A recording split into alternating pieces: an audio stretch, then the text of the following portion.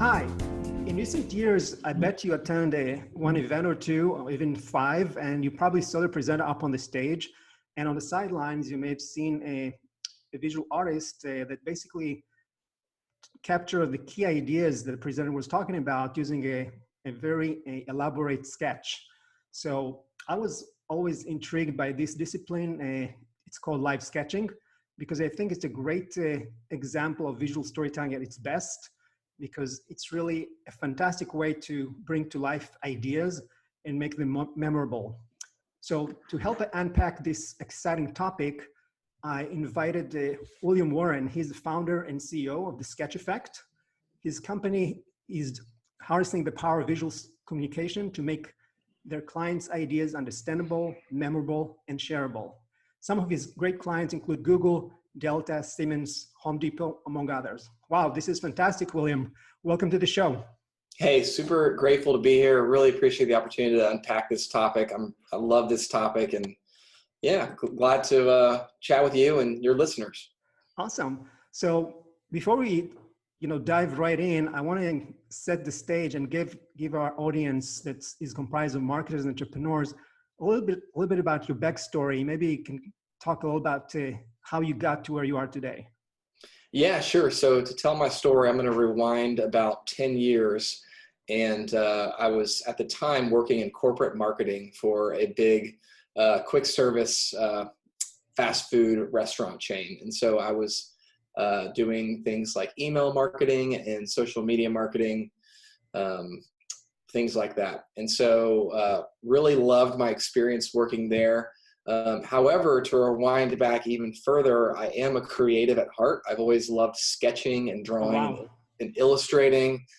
I was always doodling in class and making up comics and characters and all sorts of things like that. So, did you have a favorite topics that you especially like to sketch? Yeah, I loved all the funny, the funny paper, the comic strips in the newspaper, Calvin and Hobbes, The Far Side, Yep. Charlie Brown. I loved all that stuff. So that I was weaned on that. And this whole podcast is about visual storytelling, and that is an excellent example of visual storytelling is the comics that you read or used to read in the newspapers when newspapers still existed. But now you can find them online on webcomics. So here I was in this corporate job, doing work that was creative in a sense, but it didn't really tap into my passion of drawing. And so in order to have really just a creative outlet within the context of my job, I started to sketch during meetings. If I was sitting in a meeting, I might have my notes in front of me and just like sketching little doodles and drawings to go along with my notes. Or if I was in a team meeting and we were having this brainstorm, I would hop up on the whiteboard and grab some markers and sketch out the ideas on the whiteboard. Or if I had a presentation to give, I would maybe draw out my ideas on paper and scan them in and put them into a PowerPoint. So you need a clip art to kind of elevate your Exactly. Yeah, once a step above your standard clip art. Basically a visual concept to help communicate my idea or tell the story in a more effective way.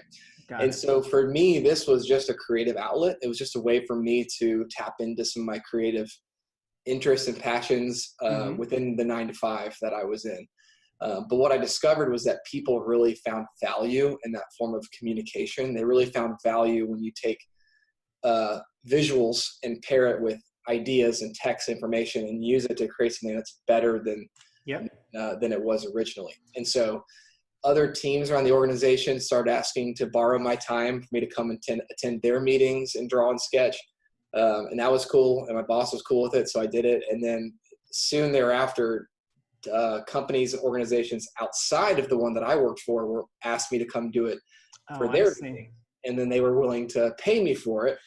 And then all of a sudden the world opened up and I realized, holy crap, there could be a business or a career in this field of visual communication. And that's the term that we use to describe the work we do. So so my creative outlet became a side hustle, which then turned into a main hustle. And now a business, and we're scaling up, and we're all anchored in this idea of visual communication, visual storytelling, mostly for our corporate clients. Right. And were you following any specific live sketching companies out there just to kind of get an idea about this category, or you just kind of carved out your own path? Yeah, there are a handful of other firms out there, and they do excellent work. There's some up in the East Coast and Chicago and the West Coast. Right. And, we're based here in Atlanta, and as far as I know at the time, there wasn't a company like this in Atlanta. We are based here in Atlanta, but we have scaled up around the country. But yeah, I was really inspired by the existing businesses that were doing this type of work, and that's you know, awesome. it's a growing niche, and it's a growing thing, and society is becoming more and more visual, which you know, and people are hungry to learn and to digest and process information visually. So that's the space that we're in. Yeah, I think your story is really such an inspiration, because I think it's the best scenario for entrepreneurs that they realize that they have a gift in their hands and people really appreciate it and willing to even to pay for it. Right. It's the great way to discover that you got something really hot. So that's fantastic. Exactly. Yeah. So another question that I typically ask all my guests is, since, you know, when I started the Visual Storytelling Institute, I would Google visual storytelling, and typically the definition came around photography, filmmaking, or graphic design. So what I'm trying to do is really bring the gospel of visual storytelling from the world of art into marketing. So I was wondering, you know, what is your definition for visual storytelling, especially coming from live sketching? Yeah, so in our world, we're dealing a lot with ideas and concepts. And so for me, I would answer that question by pointing back to our mission statement, which is, I think good visual storytelling makes ideas understandable, memorable, and shareable. I think that those three components are critical to telling a story. In our world, telling stories is it's ideas, it's themes, it's concepts.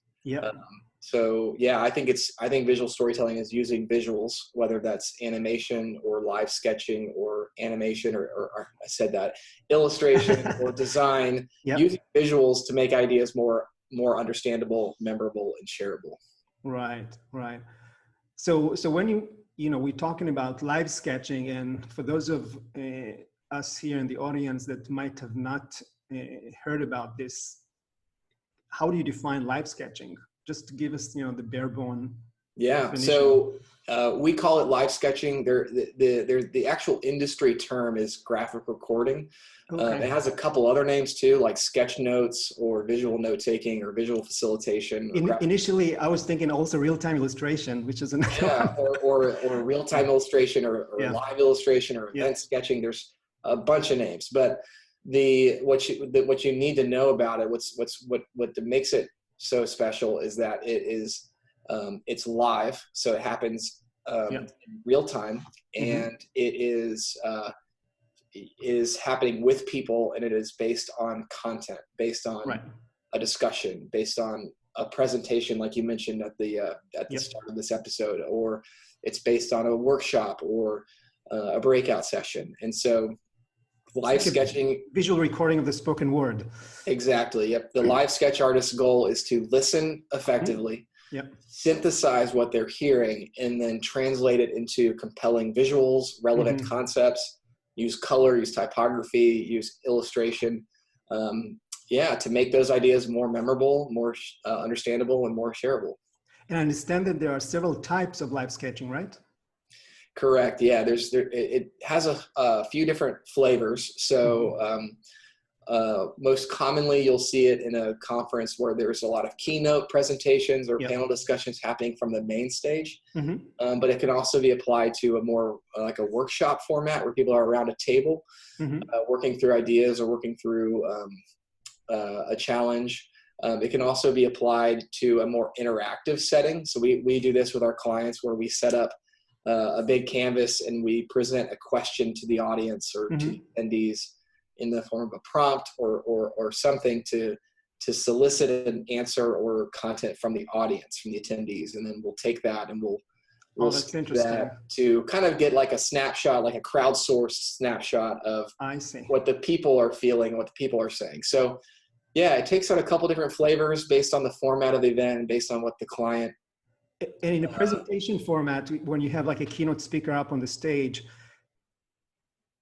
I assume they use some PowerPoint, you know, that the screen. So I guess that the visual artist is on the sidelines, is not really on the stage, because that will be kind of distracting, right? Yeah, every client has a different preference. We have been on the stage before. We've been on the stage with spotlights and camera and the whole thing. Yeah. Most of the time we're just off stage, like to the side, where I see. People can see us. They can see what's going on, but it's not like the focal point. Then we've had some clients that have us in the back of the room or out in the lobby. It really, everybody has a different preference. Because I would think that, you know, maybe in other use cases where instead of a PowerPoint, the presenter is actually, they project whatever you guys are sketching on the canvas, and it's kind of in real life, kind of a we have done that. Yeah, we have done that before. It's really cool. The catch is that the work that we're doing is totally organic. It's not pre-scripted or pre-planned. Oh, I see. So we sketch what we hear, and so I think for a lot of presenters, they might not be comfortable forfeiting that amount of control. That makes sense.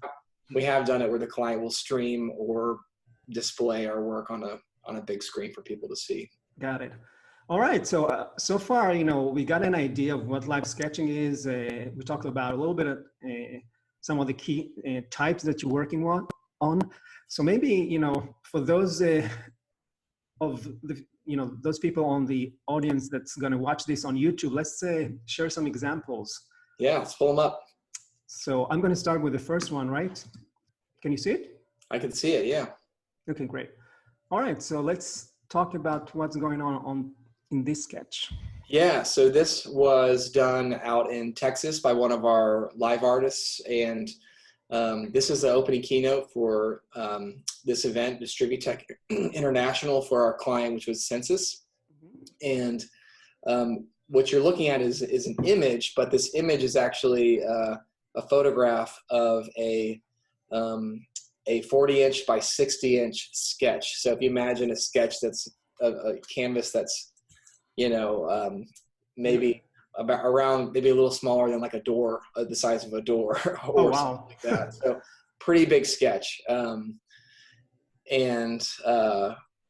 we have, this is the content of that opening keynote, and you can scan through it, you can read through it, and you can pick up on some ideas like about the future, about AI, about technology impacting the future, some implications around privacy. One thing I actually noticing here is that one thing I'm noticing is that a great sketch is always a nice balance between visuals and text, just to make the information legible and understandable. Exactly. Yeah, so there's a balance of text, there's a balance of drawings, color. One thing that we always try to do is to organize a sketch. And if you see, there's a trail kind of in the lower left, a little dotted trail that kind of takes you through content. And so, because we want people to have a basic sense of how to read through it, how to navigate through it. So the trail, you know, some of the main things that we stress to our artists is to keep in mind visual hierarchy. So, you know, you understand design, but basically things that are really important, that should be bigger and bolder and more dynamic. Things that are a little bit less secondary or tertiary should be smaller and less, you know, bold. So we try to do visual hierarchy. We also try to include a lot of visual navigation, which I mentioned. We use this trail element or quote bubbles. You see there's some kind of like orange little quote bubbles and the green like flashes happening and boxes, just some elements to organize the information and make it easy to navigate. So there's hierarchy, there's navigation, and the third element, which we talked about, is the drawings, or what we call visual language. This is the icons, the doodles, the illustrations, like the little robot, the asteroid at the top, the ghost figure there, I see. The Yeah.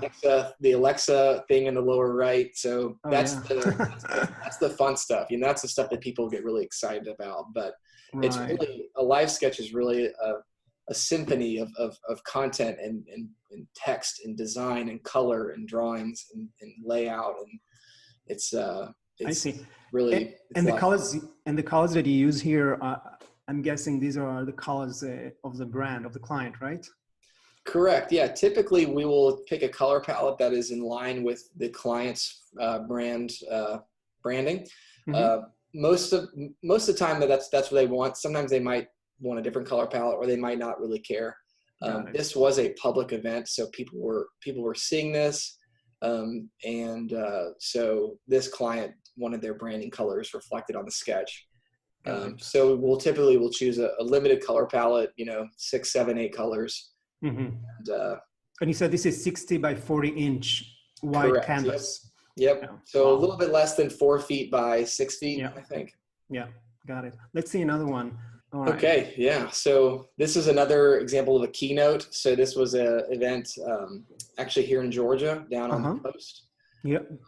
This was the opening keynote. So this one was more inspirational, for this. There was a big event going on, and they brought in this football player, inspirational speaker, and he kicked off the event with this great keynote. And so this board was this is actually a 4 foot by 8 foot board. Oh, wow. So even bigger than the previous example, but yeah, it looks big. yeah, it's big. So if you're at an event, you could see this from across the room. You might not be able to read the words, but you could see it's happening. And yeah, it looks like more visual elements you included here. Yeah, so there's a lot. Yeah, this speaker used a lot of really good stories and elements. And, the theme of this event was climb higher, grow stronger. And the theme was this tree, this like deeply rooted tree. And this was on the Georgia coast, which has a lot of these big live oaks, massive live oak trees. So we had this kind of really powerful dynamic focal point image in the center. Side question that kind of, I think it's kind of interesting. You mentioned before that you use the brand colors of the client. Do you find yourself sometime, conflicted between using the brand colors and also colors that communicate certain emotions? Yeah, so sometimes we do run into that. And sometimes, the brand colors might not lend themselves well to this format. And if that happens, we will maybe ask the client if they're okay if we, go a different direction or something like that. But in terms of emotion, we think that most of the emotion is conveyed through the content, and then also the illustrations. Yep. And so if we're doing that well, if we're capturing the content well, and we're adding drawings that are good and effective, then hopefully the color should be, not a huge factor in driving the emotion. But right.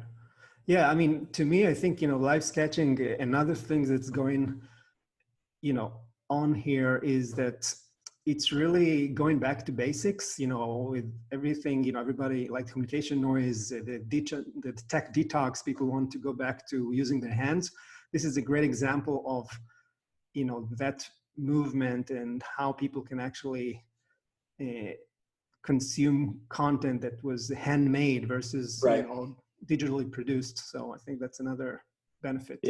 Yeah, there's a certain authenticity that comes when you're looking at a hand-produced sketch thing. It feels more authentic and real and tangible. And more special, It's not something unique. It's a one-of-a-kind thing. Exactly. And we do this example and the prior one was done with markers on foam core, but we do we will sketch digitally on an iPad. A lot of clients love that too, and there's it's down to preference. Right. But regardless of whether it's traditional or digital, what matters is that a real human being is creating these. Oh yeah. And it carries more authenticity and more appeal, I think. All right. So let's take another example. All right. So this is more kind of a spread around and there's more space? Yeah, so this is what I referred to earlier as an interactive format. Oh, I And see. so with interactive, the way it works is unlike the previous two examples, which were capturing content from the main stage, this is capturing content from the people, the attendees. So this was an event for St. Jude Children's Hospital in Minnesota. And the question we posed to the people, you can read there at the top in the middle, what kind of mark would you like to leave for the kids of St. Jude? And so people who were attending this event had the opportunity to write their answers. I wasn't actually at this one, so I'm not sure exactly how it functioned, but I'm guessing they either wrote their answers down on a card or on a sticky note, or maybe submitted it through an app. I'm not sure exactly what the mechanism was to collect it, but the idea is that we're crowdsourcing ideas from attendees and creating a single sketch that is a snapshot of different people's answers to that question. So, one of them down there at the bottom is magical moments, and the illustrator drew like a Harry Potter character on a broom. That's pretty cool. Wow. Or next to it is be inclusive and curious, and the illustrator drew some cats looking into a box. So yeah, it's this is a really fun format because it is created live at an event. It's created in real time, but it's not based on listening. It's based on working off of prompts. So typically the artist has a little bit more time to draw really cool drawings and really embellish them and make them really powerful. I see. And so, and just I'm sure another question the audience might be curious, what is the life after the event? How do you share these sketches?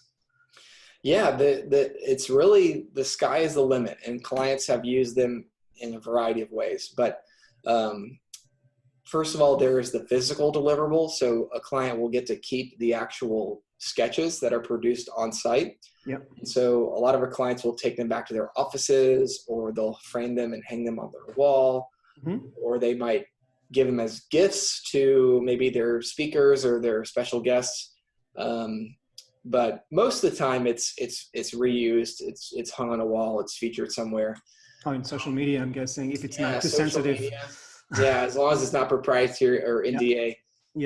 But in addition to the physical board, we also, at the Sketch Factory, we also will provide a digital deliverable, which is what we're looking at right here. I see. It's a digital image of the sketch, and clients will use this for, recap presentations, or to put on a blog or an internal report, or to email out to attendees. There's really a ton of applications of this type of work. All right, so let's go to the last example. All right, and all of these examples, while you're pulling it up, I'll just mention were made by different artists on our team. So we have a 9 or 10 artists that we send to live events, and so they all have a slightly different style, but the same principles and the same kind of coloring methodology and approaches are applied depending on. Do they go through some training to kind of level set the expertise? They do. Yeah. Whenever we onboard a new artist, we have a pretty extensive training process I would imagine. In person. It's in Atlanta. We fly them to Atlanta, and it's a lot of fun, and it's kind of a crash course in visual communication, visual storytelling. That's awesome. So yeah, this was another session, and I believe, again, I wasn't at this one. This wasn't in Arizona, but I believe this was a workshop or maybe a breakout. Insights and Ideation is the title here. But this was an event for universities, the University Innovation Alliance. And so yeah, similar thing. You've got clear navigation. You start on the left side and you kind of work your way through the sketch. Got it. There's visual hierarchy happening. There's the different sections the artist put into these kind of boxes, the gray like boxes. So just to recap on the visual grammar or vocabulary that you described earlier, what are the key elements? You said the narrative elements, the branding, the navigation, right? Yeah, so the three things that we stress are visual navigation, which is directing a viewer's eye, visual hierarchy, which is essentially ranking information by importance. Oh, it's not necessarily what this presenter actually started with? Well, we do sketch linearly. So we begin, we sketch in real time as a presenter or as a session is unfolding. So there is a little bit of there's a linear nature to it. Yep. But that conversation might go in different directions, in which case our artists are trained to pivot and maybe go in a different direction based on where the actual conversation flows. Oh, I see. So it's kind of it's this sort of improvisation. Got it. And obviously sometimes the more organized the session, or the more organized the presenter, or the more organized or well facilitated the breakout session, the more organized the sketch will be, generally. But it's always hard to predict because it is an organic, unplanned thing. But do you get the presentation ahead of time just to get an idea, or it's all kind of the first time they hear it during the event? It's all first time. Wow. Yeah, it's all based on the artist's ability to listen very effectively. We will sometimes get a high level overview of what a session might be about. Like, in this session we're gonna ideate around educational innovation or something like that. Yep. Or this session is going to be all about our new strategic plan, which has these 5 points. So we might have like a kind of a high level overview, but we do not ask for slides. We do not require our clients to give us their scripts. That's incredible. This is really amazing. And I want to keep this example up because I want to ask you something you described when we first talked about the idea for this session. You talked about active listening. So I just want to kind of give our audience an opportunity to look at the sketch that's up on the screen right now. If you're watching this on YouTube, but if you're just listening on a podcast network, just if you can talk a little bit, William, about what is actual active listening and what exactly the visual artist is doing. Yeah, active listening is critical to what we do, and I would even say it's bigger than that. I think active listening is a critical skill that anybody and everybody should get better at. But for us, it's kind of like listening on steroids. It's like it's superhuman listening, and the good news is that it's something that everyone can get better at with practice. But for us, it really comes down to eliminating distractions. A big one is that we all, whenever we're in a listening environment, whether it's a one-on-one conversation or you're at a conference, whatever that is, there are always distractions. There's internal distractions, things like I'm hungry, or I didn't get much sleep last night, or I'm worried. I'm worried. Yeah, I got this thing coming up and it's on my mind. So there's all these internal distractions. There's also external distractions. These are things like, I'm sitting right next to the window and there's a really interesting cloud outside, or it's a lunch meeting and the servers are bringing everybody's drinks around and making clinking noises with the glasses, or maybe the air conditioning unit is running a little too loud. So there's all these external distractions, and a good active listener acknowledges those distractions. They call them out for what they are, but then they choose to compartmentalize them and then ignore them. They are giving their full attention to what they're hearing. And for us, for our artists, we are staring at this giant blank canvas. And so we are listening, and then we're staring at this white void. That is the scariest moment. It's intimidating, but it's also really fun. And then the second the marker hits the paper, that's when all the nerves kind of vanish. So our artists are trained to really get good at eliminating distractions. There's also an idea around caching ideas. So as you're hearing ideas, you can get better at kind of creating like a short-term cache or memory bank of those ideas. And for our artists, if they're working and they're sketching live, they might put down a drawing or an icon that might trigger those ideas, that might help them to empty that cache of ideas. So that's another really helpful tip with active listening, is to leave yourself little memory hooks or little triggers that will remind you of what you had just heard. And that's what we're doing. You know, I know for me, I've sketched a lot of events personally, and sometimes I'll draw something related to a concept that the presenter was talking about, and then we'll move on and we'll go on to a different topic. And then later I'll revisit, I'll look at it, and I'll look at that little drawing I did, and then that will trigger something else. Other ideas that he had mentioned, and then I can retroactively fill those in. I think what you're talking about is, are you familiar with neural coupling? I'm not, but I like the sound of it. yeah. I mean, you should check it out. It's a research by Professor Uri Hasson from Princeton. And basically, he said that every time you hear something that you're really connected to, then your audience, if you're going to measure their brain activity, you'll see that they are mirroring the same brain activity of the speaker. And sometimes, because there's so much connected to his to this information, they even anticipate where he's going to go in the story. So I think this is something that probably is going on here as well with active listening, because your visual artist is so absorbed and so focused on the speaker, so he can actually get the hang of where he's headed with the ideas. Exactly. Yeah. And that's another thing about active listening, is you are constantly processing what you're hearing. And so you can almost imagine where they're going to go next. Now there is a danger in that, and that you don't want to be a mind reader. You don't want to assume someone is thinking, or what they're saying, or where they're going to go. And we've actually had some of our artists who've gotten to a little bit of a hiccup over maybe anticipating what's going to come, and then drawing something, and then it changes, you know. And so we have. And what happens? Can they erase stuff? I mean, I don't think you can erase, right? We can't erase.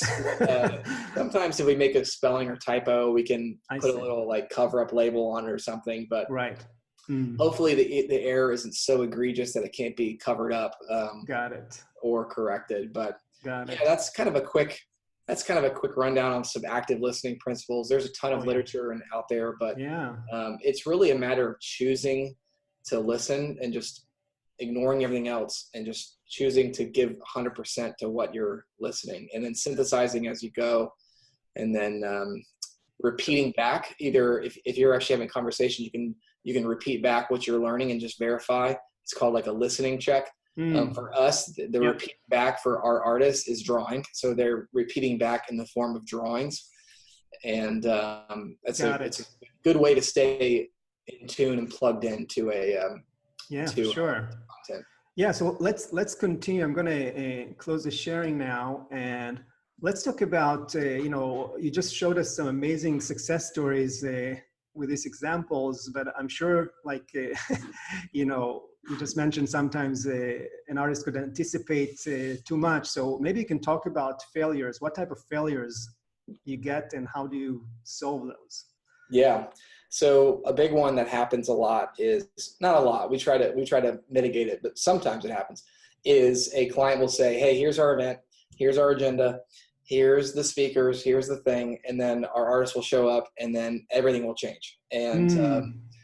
And we've even had a situation where the artist had pre-drawn a speaker's like character, and like done the title and their name, and then all of a sudden someone different comes out on stage. It's like, wait, what happened? And then that's just a matter of miscommunication. Most of the time we're communicating, and our clients are communicating with us very effectively, and they let us know if things change or if the agenda gets switched up. But that's a big one, where just like the agenda or the format changes. Of course, we've run into technical issues, like where the lights aren't working, or the sound isn't good. I had an event many years ago where the client wanted us to sketch in this little like alcove kind of thing off the side. And it was great. It was comfortable and I could see the stage and I could see the speaker, but for some reason, the acoustics were really bad in that little section.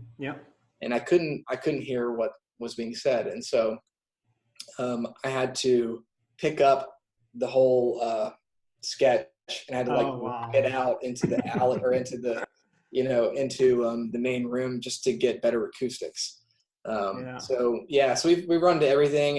And over the last 6 years, we've learned a lot about what, I'm sure you kind of perfect the process. Tried to mitigate some of those things and limit it. And, that's a couple things that come to mind. I mean, there's been, I mentioned distractions earlier. There have been all kinds of distractions last year where the fire alarm went off in the middle and they had to evacuate this entire conference center. And so there are things like that, but that's just what happens when you're working live. But I would think, sometimes when you get unexpected distraction or, like this fire drill, I mean, do you find your artists sometimes bake them into the story, into the sketch, just to kind of as a side joke? Yeah. So if things like that happen, and it's like it's this big collective experience and everybody's experiencing it together. Dunk it in the dark, remember? We'll add this we'll add these kind of unique moments into the sketch. And I'll say two things on that. One is that we have one of our 6 core values as a business is whimsy. We like to have fun and be a little goofy. So if an experience like that happens and the client is okay with it, we'll try to embed that somewhere in the art. And then the other core value to mention, one of our other 6 is adaptability. And this is important for us, because like I said, things change, the agenda changes, fire alarms go off, flights are late. Like there's all sorts of things, and we have to be adaptable to that and to make sure we're delivering the best visual storytelling, visual communication that we can. Right. And one thing I forgot to ask you when you showed the examples, do you find that you assign artists to a specific project based on their personality, their style? Because I'm assuming, when each artist has its own style of sketching. Yeah, we hopefully, we try to train our team so that any artist could jump into any event and do a successful work. But there are definitely, everybody has their own unique personalities, their unique strengths. And so when we have the ability to suggest a certain artist or kind of tailor or, pick an artist based on the event, then we will try to do that. Like we have an example of an artist on our team who's just really outgoing, really, really outgoing. And, can walk into a party and talk to anybody. And so if a client is having a really small, intimate session of 6 to 10 people, we love to send him because we know that he's going to personally, jive with the team and produce good work. So yeah, there's a little bit of tailoring, but for the most part, we try to be trained up enough to where anybody could do any type of event and absolutely successful. Yeah. So if I'm thinking, you have a client, you do an event, the sketch came out amazing. Do you have any criteria to measure success that the client expects, or even something that you internally measure? Yeah. So externally, at the end of the day, we just want the client to feel like this added value to their meeting, whatever that is. Like testimonial, maybe. Yeah, we love testimonials. But we just want our client to work with us and think to themselves, our meeting was better because we had sketch effect there. Not that the meeting would have been terrible without it, but our meeting was better because we had this sketching artist there. Right. And that's our success metric. We survey every client and we ask them, how was the experience? What could be improved? We ask them 6 or 7 questions related to different elements of the experience to vet how they perceive the experience. So we just, we aim for excellent feedback and strong, good reviews. Internally, when we vet our own work, we really do run it through how, those three things I mentioned. How was the visual hierarchy? How was the navigation and the layout, the design? And then how were the drawings, And then the fourth thing I didn't mention, which is a little bit harder for us to vet, is content, because obviously we're not going to be in the room. But we want to make sure that the artist is capturing really good content. I mean, at the end of the day, that's the most important piece of the equation, is to make sure we're getting the right ideas. And so it's harder for us to vet that from afar because we weren't in the room, but absolutely, we can scan through, we can read through the sketches and get a sense of, I mean, the artist could record maybe, the audio of the speaker just as a backup. Yeah. And we've done that a time or two where it just makes sense to have a backup, but that's kind of how we vet, how we determine if a sketch is successful or not. Yeah, no, this makes a lot of sense, and I'm sure it's kind of works both ways, both from the client perspective and in terms of growing your artist in terms of their personal development. One thing that going back to the grammar that we talked earlier, when we talk about visual stories or visual storytelling, the naked definition of a story is a setting, conflict, and resolution. Do you find that you are sticking to this definition where you're kind of capturing a presentation on a sketch? Because obviously you need to rely on the speaker, and I'm sure in every presentation there's a problem that they're trying to solve, right? So do you kind of provide that distinction in a more kind of a pronounced way? This is the conflict, this is the setting. Sometimes the order could be in different ways. Yeah, so what we sketch really is contingent on what the presenter is saying or where the meeting goes. So we're not going to artificially steer it in different directions. So we're going to capture what we hear. And so if a presentation does follow that kind of story framework of status quo and problem and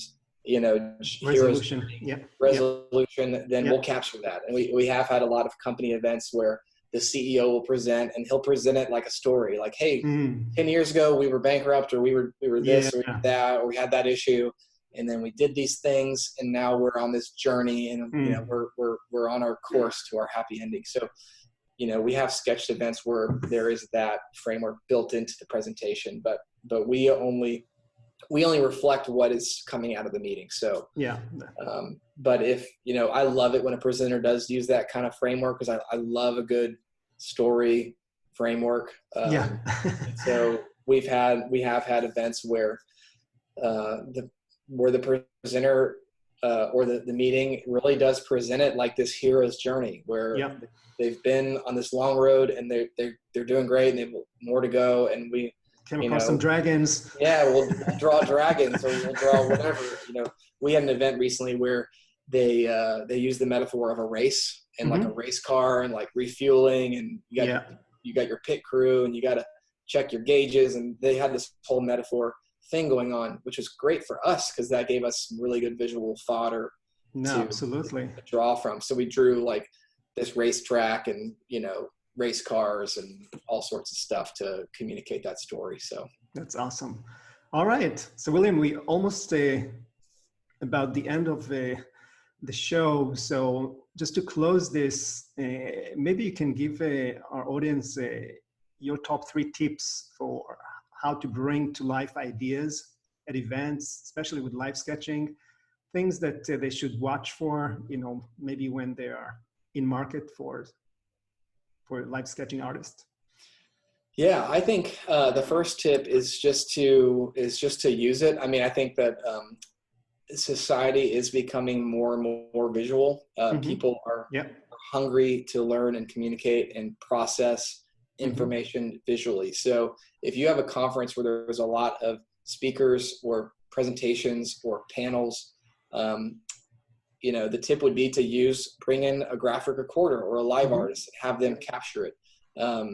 It is a really good supplement to what people are learning, and will help make it more effective. The second tip is consider using live sketching to engage attendees.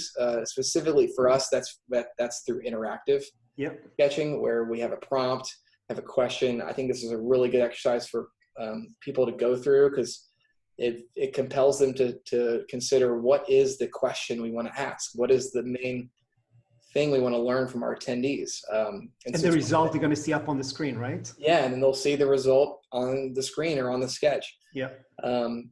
So that's tip number 2, is just to consider using interactive elements.